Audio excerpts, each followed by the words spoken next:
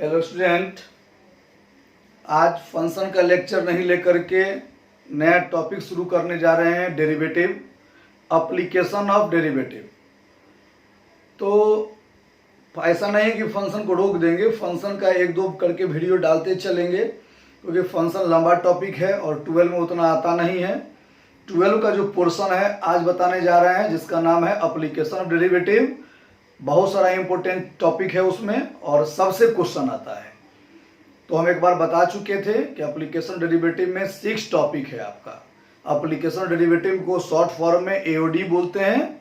उसमें 6 टॉपिक है। First topic का नाम हो गया टेंजेंट एंड नॉर्मल, जिसको हम लोग geometrical meaning of D Y by D X बोलते हैं। तो फर्स्ट टॉपिक हो गया टेंजेंट एंड नॉर्मल। दूसरा टॉपिक का नाम हो गया मोनोटोनिक फंक्शन। मोनोटोनिक फंक्शन का मतलब हो गया in sense of increasing and decreasing, मतलब ऐसा चैप्टर जिसमें इंक्रीजिंग और डिक्रीजिंग के बारे में पढ़ते हैं, मोनोटोनिक फंक्शन कहते हैं। तो 2 टॉपिक हो गया, क्या क्या बोले, टेंजेंट एंड नॉर्मल। दूसरा क्या बोले, मोनोटोनिक फंक्शन। तीसरा का नाम हो गया अप्रोक्सीमेशन, मतलब अप्रोक्सीमेट वैल्यू कैसे निकालेंगे। इससे 2 फायदा होगा, बोर्ड में तो क्वेश्चन आएगा ही, साथ साथ एक एबिलिटी भी डेवलप हो जाएगा अप्रोक्सीमेट वैल्यू फाइंड करने का। जैसे कोई आपसे पूछ दिया कि √8 का मान क्या होगा, तो शायद आप नहीं जानते हैं, लेकिन अगर उसमें आप पढ़िएगा अप्रोक्सीमेशन चैप्टर तो उसका भी मान निकालना शुरू कर देंगे आप, मतलब प्रोसेस है। 3 हो गया। चौथा का नाम हो गया Rolle's and LMV theorem, Lagrange mean value theorem. एक टॉपिक है, रिलेटेड है आपको क्वांटिटी और डिफरेंशियलिटी से। तो कितना हो गया, 4 चैप्टर। तो ये 4 चैप्टर हम लोग अभी पढ़े। और फिर से एक बार, tangent normal, approximation, tangent normal बता दिए, अप्रोक्सीमेशन बता दिए जो ये वाला, मोनोटोनिक फंक्शन, इंक्रीजिंग डिक्रीजिंग, इसके बाद रेट मेजर। क्या है, रेट मेजर। रेट मेजर का मतलब हो गया जैसे कोई भी चीज़ हम लोग खरीदते हैं तो वहाँ पर रेट की बात होती है, बताएंगे चैप्टर में हम। अगला चैप्टर का नाम हो गया मैक्सिमा एंड मिनिमा, और एक और बताया आपको रॉल्स एंड एलेम्बी थ्योरम। ये 6 टॉपिक है। 6 टॉपिक को खत्म कर देंगे, समझ जाइए एप्लीकेशन ऑफ डेरिवेटिव क्लियर हो जाएगा आपका। लेकिन इस टॉपिक को खत्म करने के लिए हमको इससे पहले खत्म करना पड़ेगा क्वांटिटी एंड डिफरेंशियबिलिटी भी, यानी समझ जाइए 8 टॉपिक हो गया, 6 इधर और 2 हो गया क्वांटिटी और डिफरेंशियबिलिटी। और डिफरेंशिएशन तो पढ़ा ही दिए हैं। अगर ये 6 टॉपिक पढ़ा देते हैं तो समझ जाइए कि 90% आपका हो गया क्या चीज, कैलकुलस पार्ट फर्स्ट जो होता है वो समझ जाइए फिनिश हो जाएगा। तो आइए इसमें हम फर्स्ट टॉपिक चालू कर रहे हैं, जिसका नाम क्या है, टेंजेंट एंड नॉर्मल।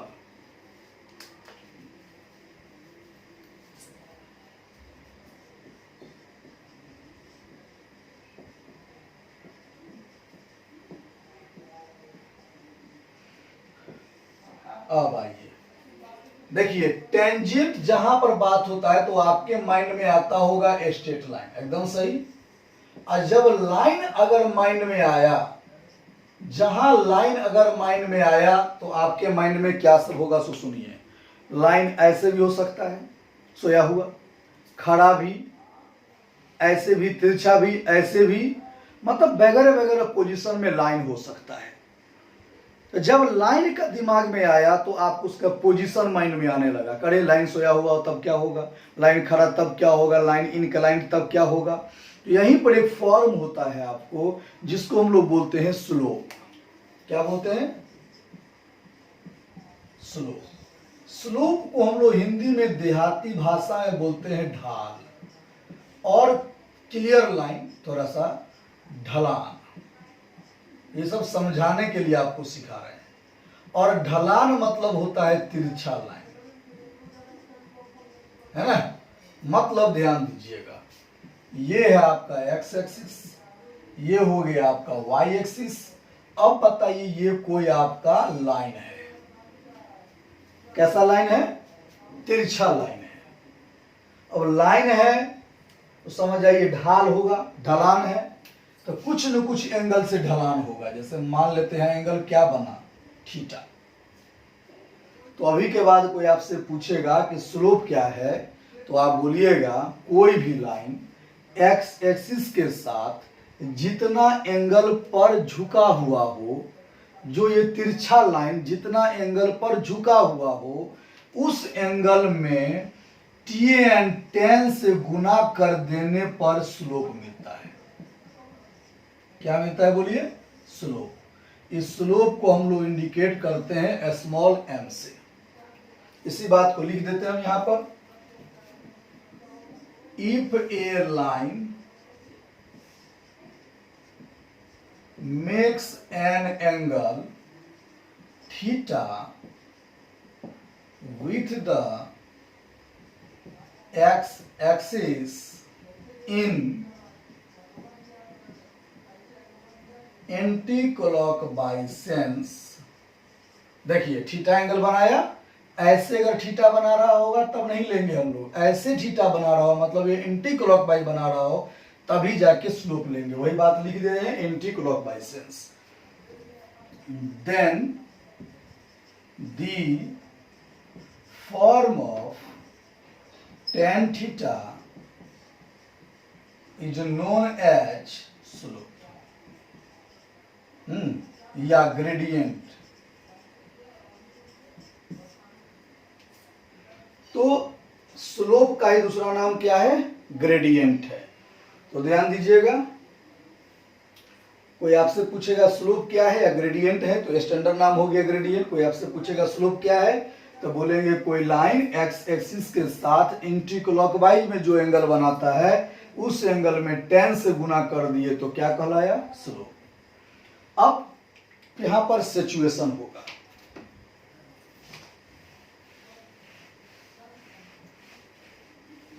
क्या सिचुएशन है वो ध्यान दीजिए। सिचुएशन फर्स्ट, कोई आपको पूछा है कि लाइन है वो एक्स के साथ एंटी क्लॉकवाइज में थीटा एंगल बना रहा है तो स्लोप क्या होगा? m बराबर tan थीटा। स्लोप हो गया। सेकेंड सिचुएशन है, अगर कोई लाइन एक्स एक्सिस के साथ क्लॉकवाइज में थीटा एंगल बना रहा है, देखिए ऐसे एरो नहीं ऐसे, तब स्लोप क्या होगा? तो आप जानते हैं क्लॉक एंटी क्लॉकवाइज में पॉजिटिव थीटा लिए तो क्लॉकवाइज में माइनस थीटा लिए। ओके, तो यही हो गया आपका क्या चीज? स्लोप। अगर क्लॉकवाइज लेंगे तो माइनस लगाना पड़ेगा, एंटी क्लॉकवाइज लेंगे तो पॉजिटिव लगाना पड़ेगा।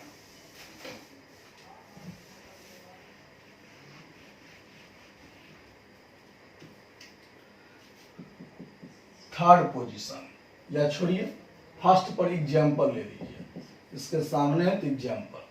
मान लीजिए कोई लाइन है वो एक्स के साथ 60 डिग्री बना रहा है तो m is equal to tan 60 यानी √3, क्योंकि एंटी क्लॉकवाइज में फॉर्म हो रहा है।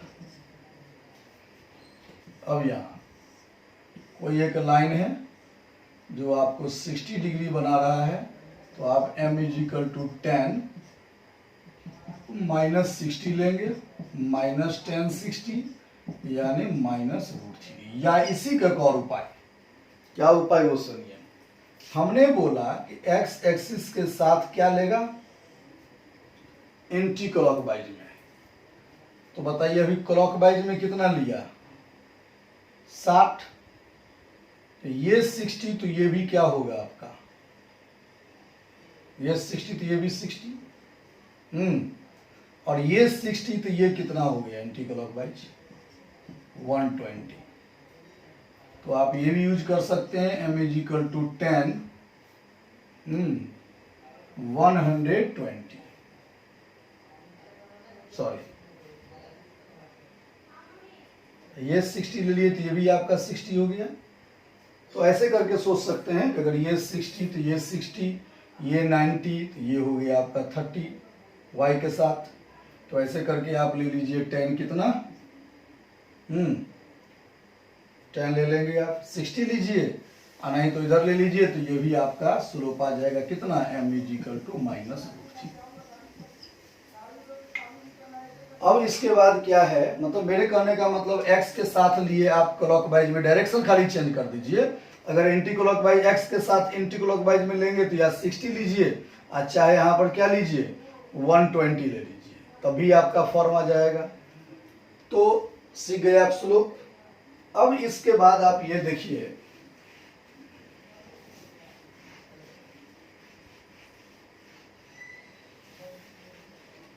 थर्ड पॉइंट में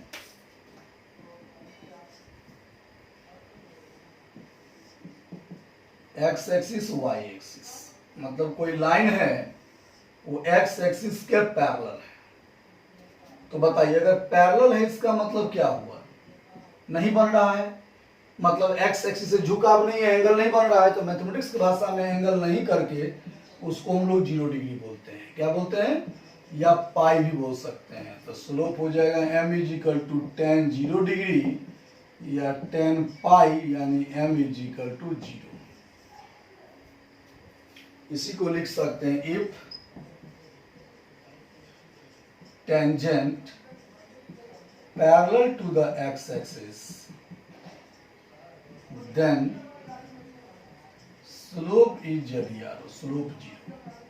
या पैरेलल टू एक्स एक्सिस कहिए, या इसी को कह सकते हैं परपेंडिकुलर टू वाई एक्सिस। जैसे एक्स के पैरेलल चाहे वाई पर परपेंडिकुलर, तो स्लोप क्या होगा उसका, 0 होगा।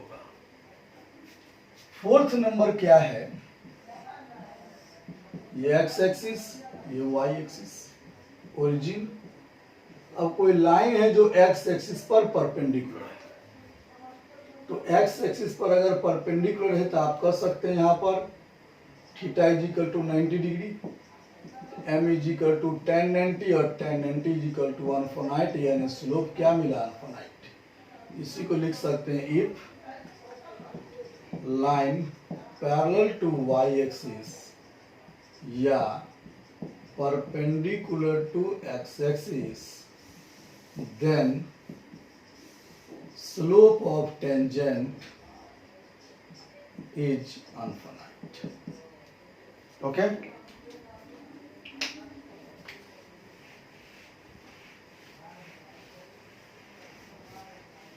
ये जो कंसेप्ट हम लोग सीख रहे हैं, ये कंसेप्ट समझिए तो कोऑर्डिनेट ज्योमेट्री का है। अब आपसे कोई पूछा, 4 पॉइंट हो गया, 5th पॉइंट में ध्यान दीजिए। If tangent equally inclined to the axis,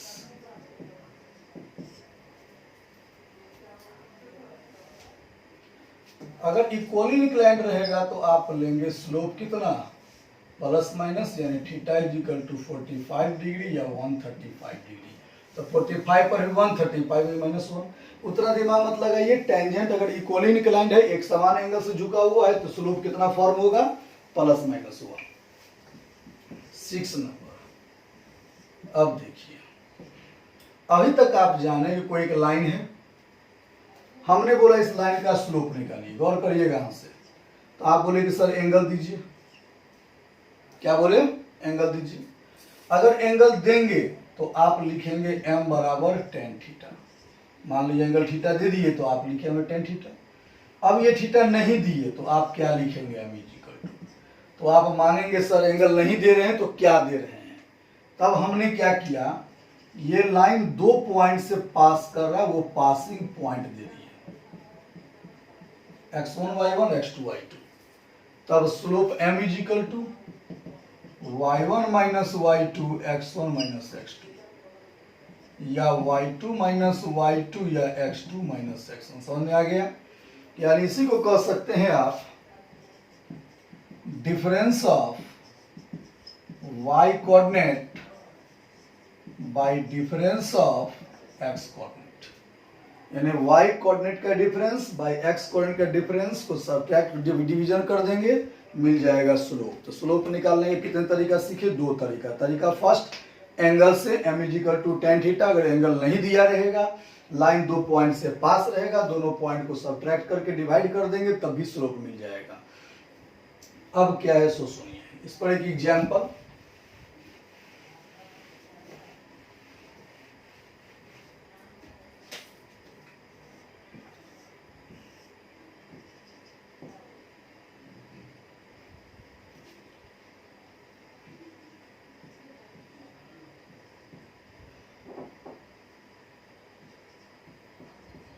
एक लाइन है 2 पॉइंट से पास कर रहा है, मैंने आपसे पूछा स्लोप बताइए, तो आपने स्लोप m इजिकल टू लिखा डिफरेंस ऑफ वाई कोऑर्डिनेट। अब बात हो गया डिफरेंस ऑफ वाई कोऑर्डिनेट में, y1 में से y2 भी ले सकते हैं, y2 में से y1 लिख सकते हैं, एज यू लाइक।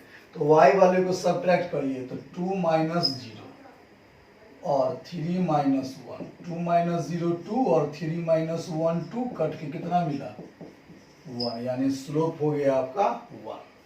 ठीक है। अब अगला पॉइंट क्या है, जैसे आपको मैंने बोला कि स्लोप फाइंड करिए, यहाँ ध्यान दें, एक्स एक्सिस ये हो गया वाई एक्सिस।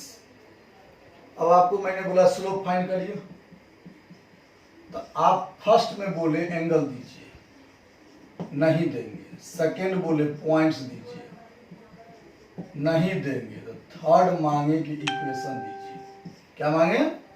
तो आइए हम इक्वेशन दे देते हैं, ax plus b y plus c equal to 0।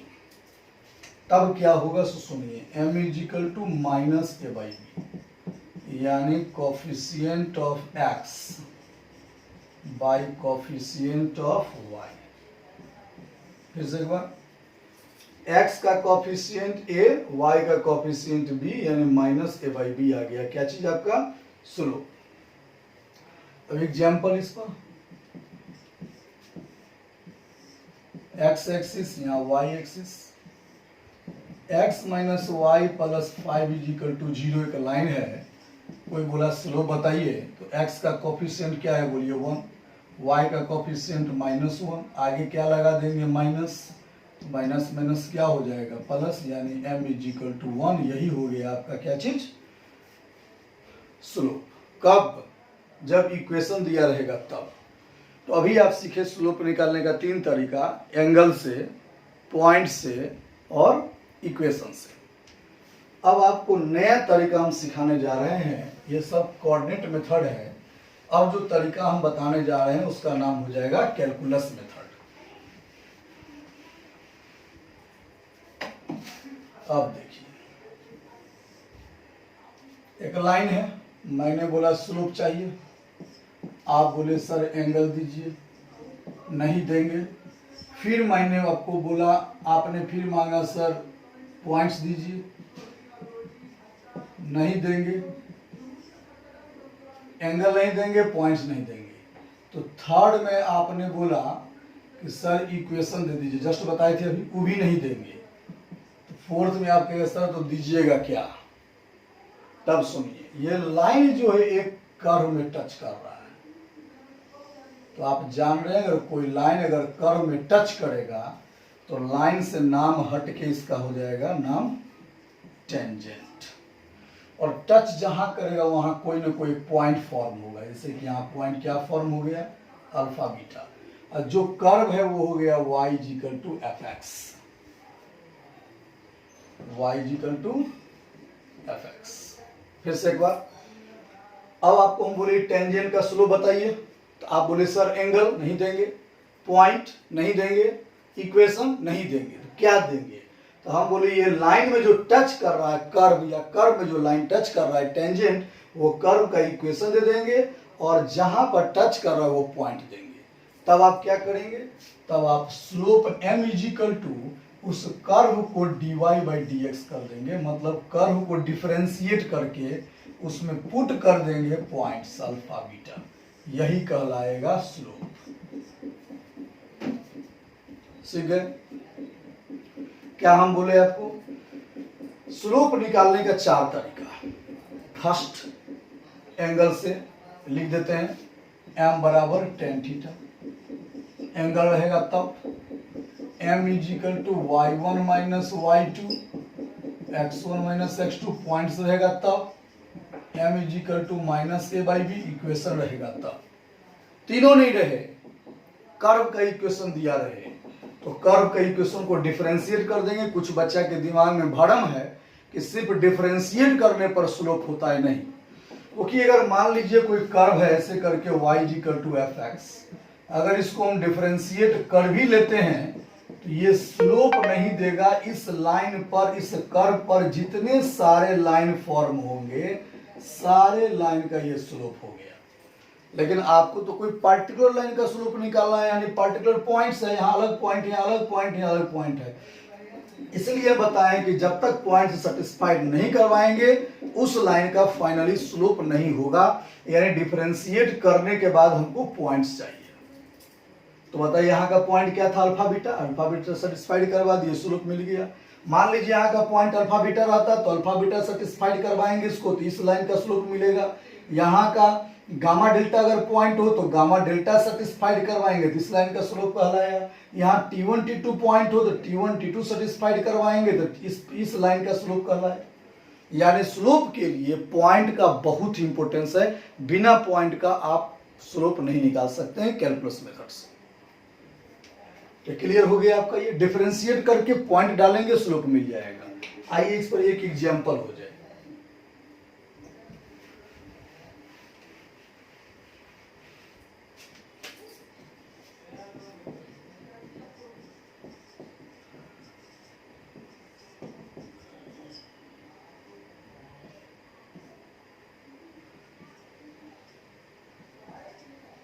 आइए एक क्वेश्चन है, find slope y is equal to X square और एट पॉइंट 4,16। तो देखिए इस पहले फोटो बना लेते हैं।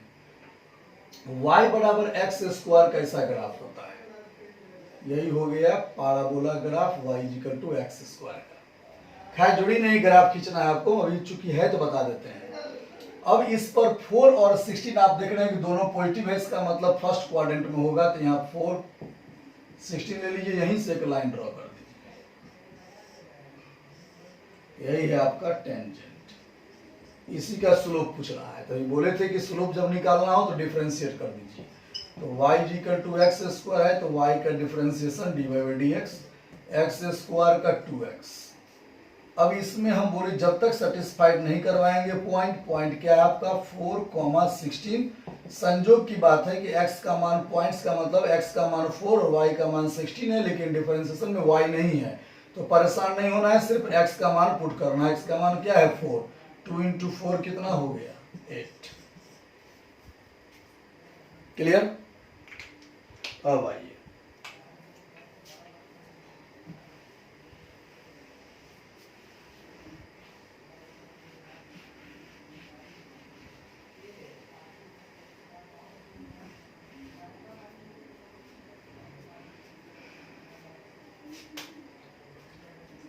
अब इसमें क्या है, सो देख लीजिए। जैसे आपको मैंने एक सिचुएशन दिया कि एक कर्व पाथ है y equal to F X, उसमें एक लाइन टच कर रहा है, टेंजेंट, पॉइंट्स अल्फा बीटा है, स्लोप बताइए। तो आप जानते हैं एक्स एक्सिस के अगर पैरेलल कोई टेंजेंट है या लाइन है तो स्लोप 0 होगा। तो आप लिख सकते हैं स्लोप ऑफ टेंजेंट इज 0, या इसी को आप कहिएगा कि dy by D X at alpha beta is equal to 0।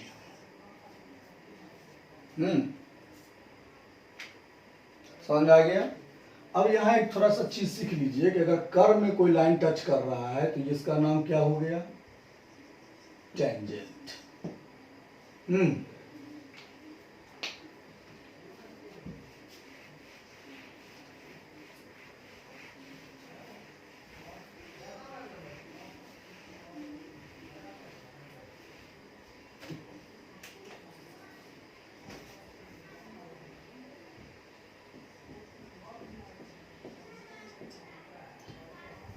छोड़िए, पहले कुछ थ्योरी बताने से पहले कुछ क्वेश्चन हो जाए। आज देखिए इसमें 3 पार्ट है, हम यहाँ लिख देते हैं। इसमें 1 part, 2 part, 3 part, 4 part. First part का नाम हो गया स्लोप से रिलेटेड प्रॉब्लम, जो आज करवा दिए, इस पर प्रॉब्लम करवा रहे हैं। सेकेंड का नाम हो गया angle between two tangent.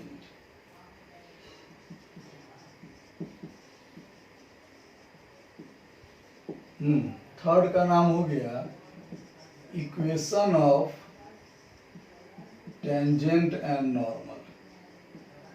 Fourth का नाम हो गया सबसे स्टार पॉइंट, फाइंड पॉइंट्स। यही चारों पर समझिए पूरे चैप्टर है।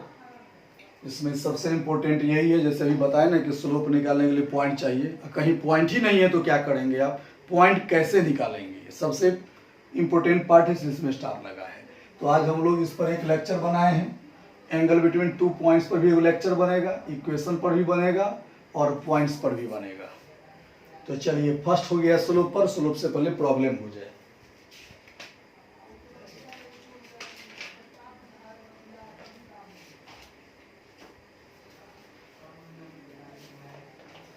क्वेश्चन है एक,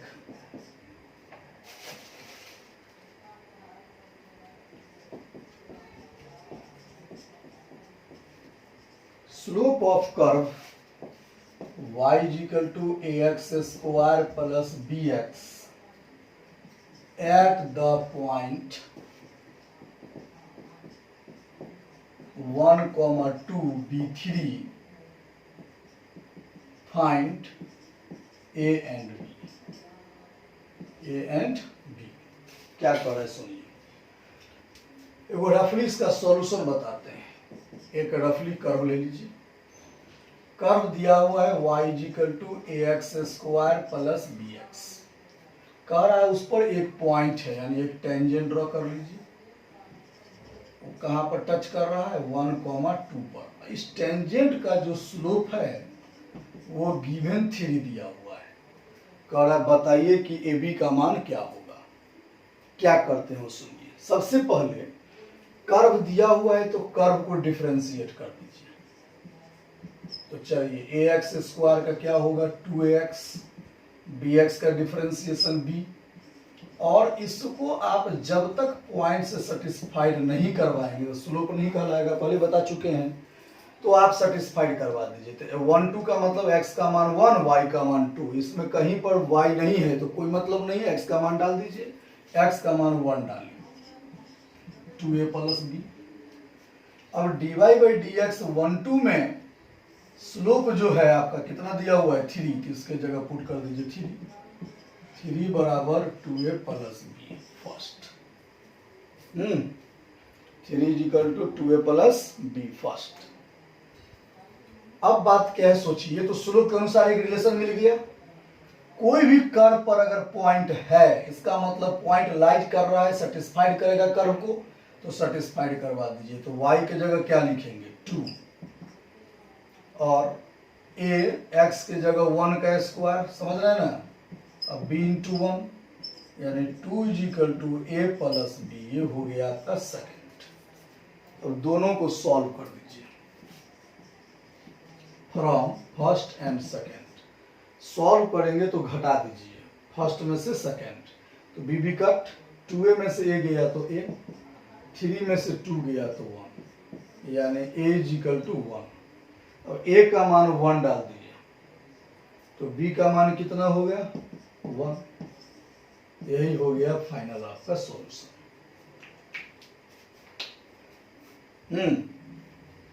अब देखिए इसके बाद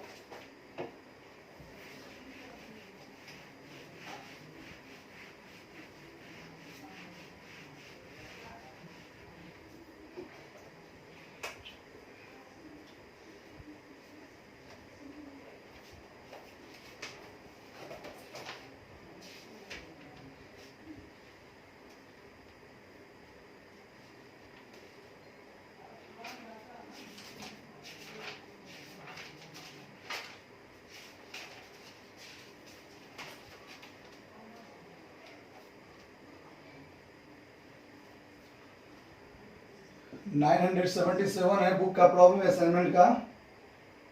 कह रहा है फाइंड द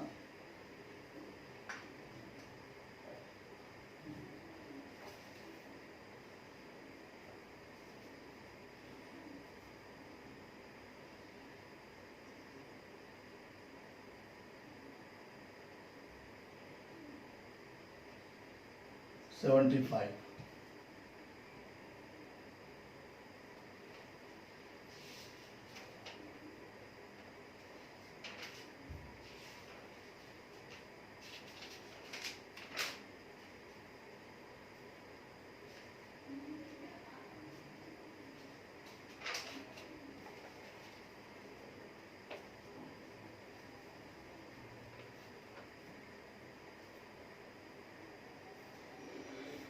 75 में कर रहा है, छोड़िए नंबरिंग को, छोड़िए टेबल हटाइए। यहाँ पर फाइंड द स्लोप, नंबरिंग हटाइए, find the slope of tangent to the curve X square Y cube plus log x is equal to 2x plus 6 at point 1,2। अब फिर वही बात है, पॉइंट दिया हुआ है, स्लोप निकालना है, रफली वो ड्रॉ कर देते हैं। समझिए कर्व हो गया, टच किया, यहाँ पर पॉइंट 1,2 है, तो आप स्लोप के लिए डिफरेंशिएट करेंगे, डिफरेंशिएट करिए इसको, तो यहाँ डिफरेंशियल u इंटू वी में होगा, तो एक्स स्क्वायर को छोड़ देंगे, वाई क्यू का डिफरेंशिएशन समझ रहे हैं ना, प्लस वाई क्यू को छोड़ देंगे, एक्स स्क्वायर का डिफरेंशिएशन प्लस यहाँ पर लॉग एक्स का डिफरेंशिएशन इज इक्वल टू यहाँ पर 2x का डिफरेंशिएशन, यहाँ 6 का डिफरेंशिएशन,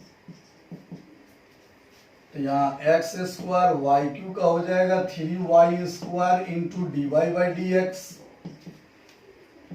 फिर वाई क्यू एक्स स्क्वायर का होगा 2x, लॉग एक्स का 1/x, 2x का 2, कांस्टेंट का 0। तो यहाँ पर आपको क्या है, d Y by D x निकालना है, तो 3x square y square is equal to 2 minus 1/x minus 2x y cube, यानी d Y by D x is equal to 2 minus 1/x 2x y cube by 3x square y square. अब बताए थे जैसा कि differentiate करने से slope नहीं होगा, उस पर पॉइंट सेटिस्फाइड करवाना है, 1 2 दिया हुआ है ना, तो आइए 1 2 अब पुट करिए, जहां जहां x है वहां 1 पुट होगा, तो 2 माइनस 1/1 माइनस 2, और y के जगह क्या होगा, 2 का क्यूब 8, नीचे में 3 इंटू 1 माइनस 4, तो आ गया आपको कितना 16 और 2 सॉरी 16 और 1 17, 17 2 माइनस 15, नीचे में 3 इंटू 4 कट कट, यानी आ गया -5/4। ओके, तो सेवादाइन आप सीखे क्या चीज, फर्स्ट टाइप सीखे जिसका नाम हो गया स्लोप कैसे फाइंड करेंगे। स्लोप फाइंड करने का बहुत सारा तरीका सीखे, आप एंगल से सीखे, पॉइंट से सीखे, इक्वेशन से सीखे, कर्व से सीखे, डिफरेंशिएशन से, साथ ही साथ ये भी सीखे अगर कोई स्लोप टेंजेंट अगर एक्स के पैरेलल है तब स्लोप क्या होगा, परपेंडिकुलर है तब क्या होगा, इक्वली इंक्लाइंड होगा तब क्या होगा। सारे कॉन्सेप्ट को मेमोरी में रखिएगा। अगला क्लास जो हम लोग कर लेंगे इसका, जिसमें बताएंगे एंगल बिटवीन टू टेंजेंट, और उसमें नॉर्मल का भी चर्चा करेंगे, उसमें सब का यूज आएगा। फिर एक और क्लास बताएंगे फाइंड द पॉइंट्स, तब जाके अच्छा क्वेश्चन बनेगा जो बोर्ड लेवल में पूछता है। ओके, जय हिंद।